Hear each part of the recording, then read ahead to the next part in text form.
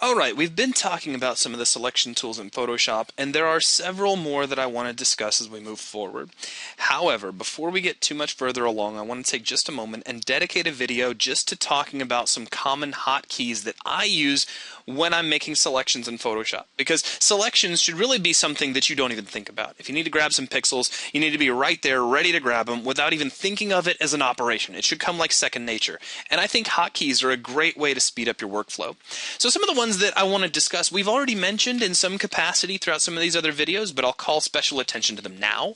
We have the M key, M as in Mike, and that will open up our marquee tool. If you hit Shift M, that'll cycle through elliptical and rectangular marquee. Please note that it will not cycle to your single row and single column tools, though hopefully that'll be just fine with you, because really the row and column selections are very specialized, and I don't think I've ever really needed them except for extremely rare edge cases. Next we have the L key, L as in lasso. So I mean, it's pretty easy to remember. We have M for marquee, L for lasso. Of course, you can hit Shift L and that'll cycle through your available lassos. So you have regular lasso, polygonal lasso, and magnetic lasso. We have W, and W is going to take you to Quick Select or the Magic Wand tool. That's why it's W, because back in the day, or several, I shouldn't say back in the day, several versions back in Photoshop, all you had was the Magic Wand tool. And of course nowadays we have Quick Select as well, and if you hit Shift W, cycle between those two, which is of course very handy. Now some other hotkeys that, some of which we've already kind of talked about in some capacity again. If we drag out a selection that we don't want anymore, we can hit Control D and that will deselect. So Control D is deselect. Control Shift D on the other hand is reselect. So it's kind of like undo and redo for the process of selection. Control D will nullify that selection. Control Shift D will bring back your last selection, which can be extremely handy if you need to take a selection and turn it on and off in between operations. So definitely keep those in mind.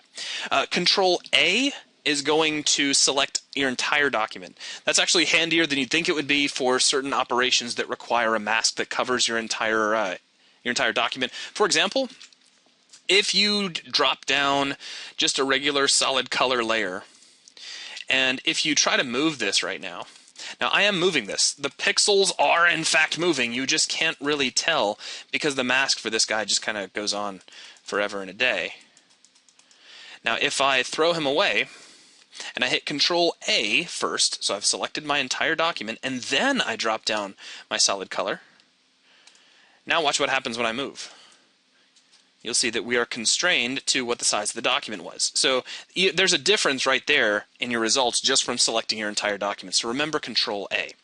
So the other one I want to show is Control Shift I, and what that does is that inverts a selection. So where we had just this one square selected, we now have the entire document except for that square selected. So as an example, if I just make a marquee selection, so just go boom, like so, and I drop down a solid color layer, you see we just get this red square right in the middle of our canvas. However, if I hit Control Shift I first, and then I drop down a solid color layer, we get everything but. So you see, inverting your selection. Very, very handy when playing with masks. I will mention that. Now, a couple of other things that are kind of pseudo hotkey-ish maybe, but not really. I just want to mention this. If you have a mask, so I'm going to make a random selection here, and I'll turn that into a solid color layer. Remember that you can hold down Control and click on a mask to select that. Now, that's only partially like a hotkey. I'm just going to say it's kind of bound to Control left mouse, but only if you're on a mask.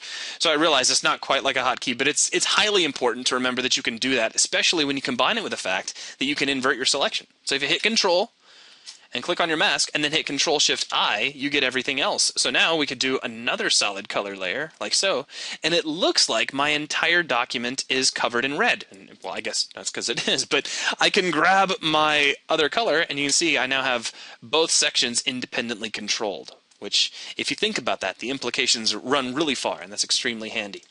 So just as a recap, we've got M for marquee, we've got L for lasso, we've got W, which is quick select and our magic wand tool. We've got Control A to select all. We have Control D to deselect. We have Control Shift D to reselect. We have Control Shift I to invert. And of course, inverting when you have everything selected will give you nothing, which that's just, kind of funny. We have, of course, the ability to take a mask. And I got to make something with a mask real quick. And we can Control click on that mask to select it. It's very handy. There's one more hotkey that I want to mention. Just because I've actually received phone calls about this hotkey at like 4 in the morning from somebody who was panicking. So please don't ever do this.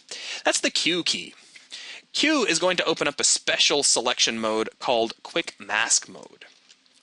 And Quick Mask, which we haven't talked about yet in a nutshell, of course, when I say we haven't talked about it, that's assuming you're watching these videos in some sort of sequential fashion. Up to this point, I haven't talked about it, but anyway. So Quick Mask is just a way for you to paint down a selection and then hit Q again, and there you go. You painted out what you didn't want to have selected, everything else gets selected. The reason I've received phone calls about this is that somebody that, and I won't mention names because they know who they are, they tapped the Q key at one point and they had no idea what they'd done, and it seemed like all they could do is just paint this pale red, and they were getting really, really irritated and confused. And so they called me and said, did I break Photoshop? I don't know what's going on. And I was, kind of bleary, so I was like, did you hit the Q key? And I didn't quite get hung up on. But anyway, so be aware of the Q key. It will make more sense once you have seen Quick Mask Mode, and of course feel free to just play with that. But that is a rundown of some of my favorite hotkeys in terms of selection that will wrap this video up. Thank you very much for watching.